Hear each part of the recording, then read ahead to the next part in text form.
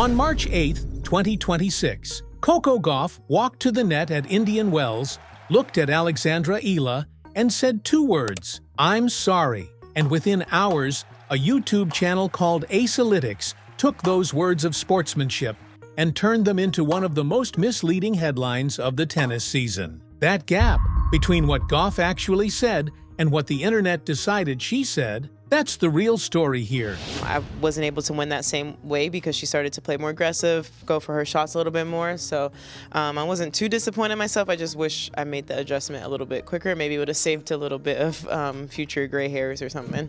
Well, listen, you got out in straight sets, which Yeah. was great.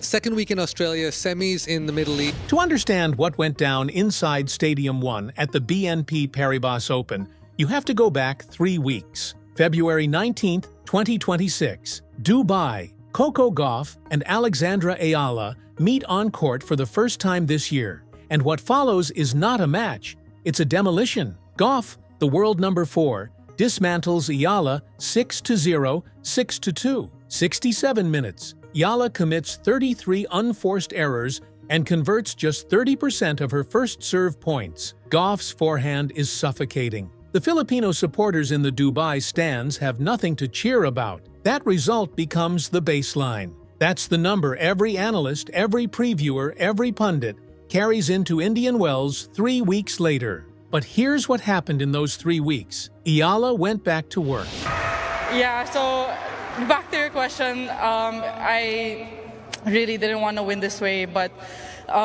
this is still a really big moment for me to be able to play on Stadium 1 of Indian Wells and against such a great competitor.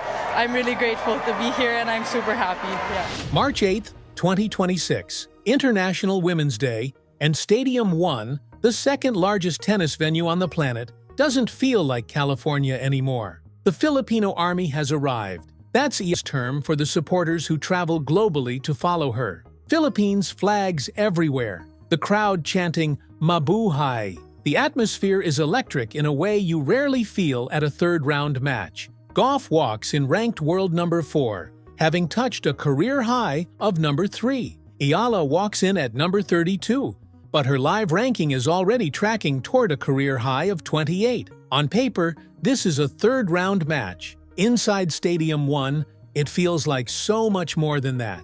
And that's when things started to shift. The biggest draw in women's tennis right now. Yes. Is she bigger than Sabalenka? Is she bigger than Coco? Dude, it's crazy. She's having the same effect that Fonseca was having, like, on the men's side last year in Miami. It's like Fonseca, but I think it's bigger than Fonseca. It is, yeah, it is. Like, the Doha, like, crowds were insane for her. The early games seem to suggest Dubai is happening all over again. Gauff breaks first. She leads 2-1. The crowd exhales. The expected order looks intact. But look at what's building underneath. Eala, the player who made 33 unforced errors in Dubai, has just 12 for the entire match. Gauff, the player who controlled everything 3 weeks ago, is already at 26 unforced errors and has committed 7 double faults. Eala, 0 double faults, and she's landing 96% of her first serves in. Joan Bosch, Eala's coach, has talked about Eala being special.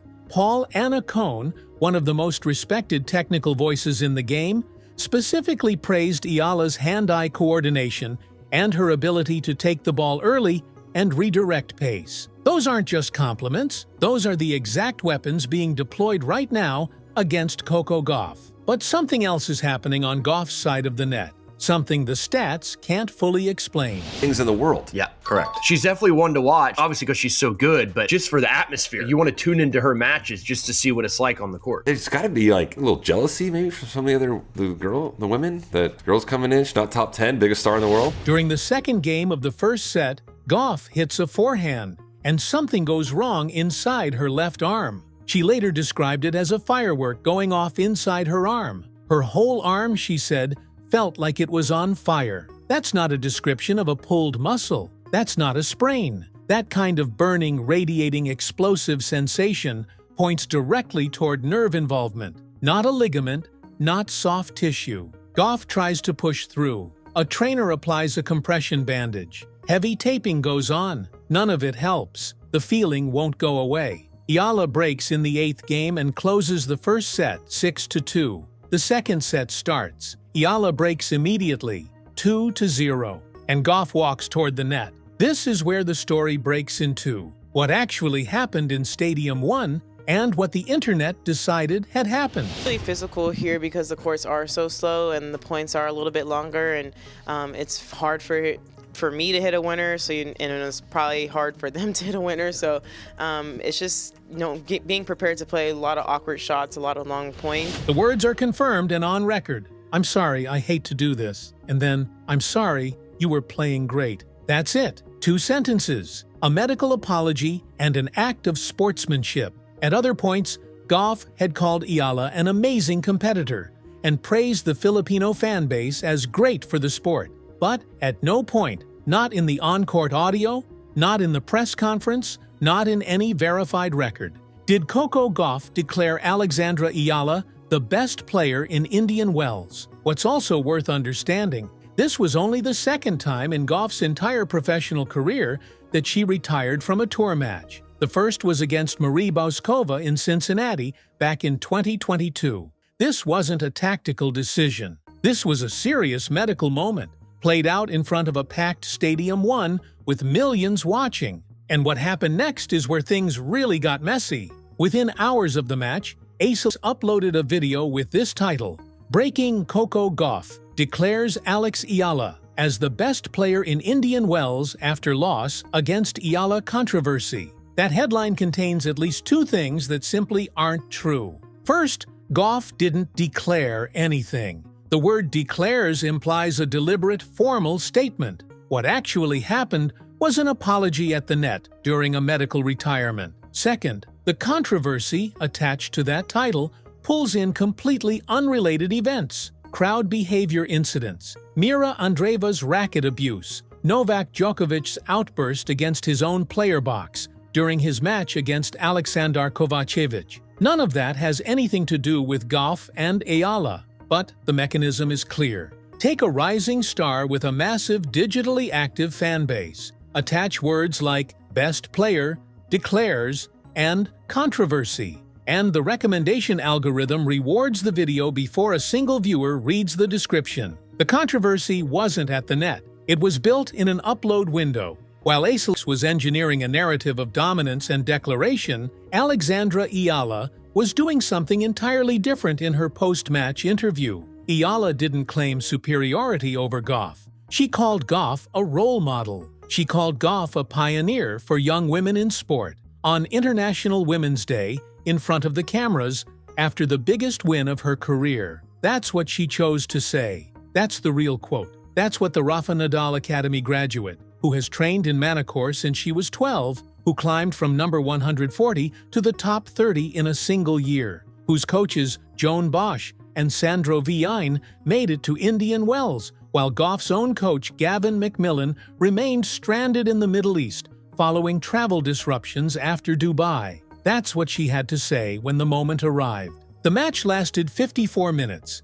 The manufactured controversy outlasted all of it. For Gauff, the MRI scheduled for March 9th is not routine paperwork. If the imaging shows a trapped nerve or localized inflammation, Miami is still a realistic target.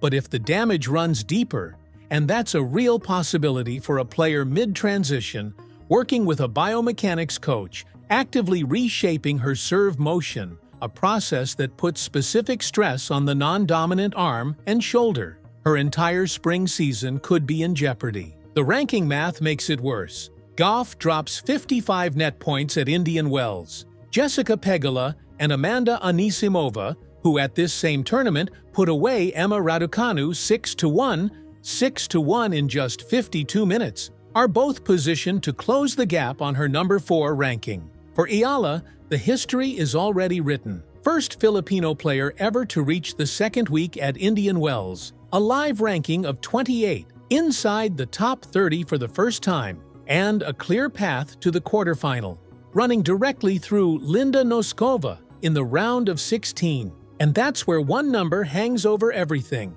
0 wins, 11 losses, against Czech opponents, across her entire professional career. Eala has never beaten a Czech player, not once, and Noskova is Czech. The Filipino Army filled Stadium 1 on International Women's Day. A firework went off inside Gauff's arm and ended the match in 54 minutes. A YouTube channel rewrote the story before the on-court interview was even finished. And now the player everyone is calling the next big thing has to face the one pattern in her career nobody has been able to crack.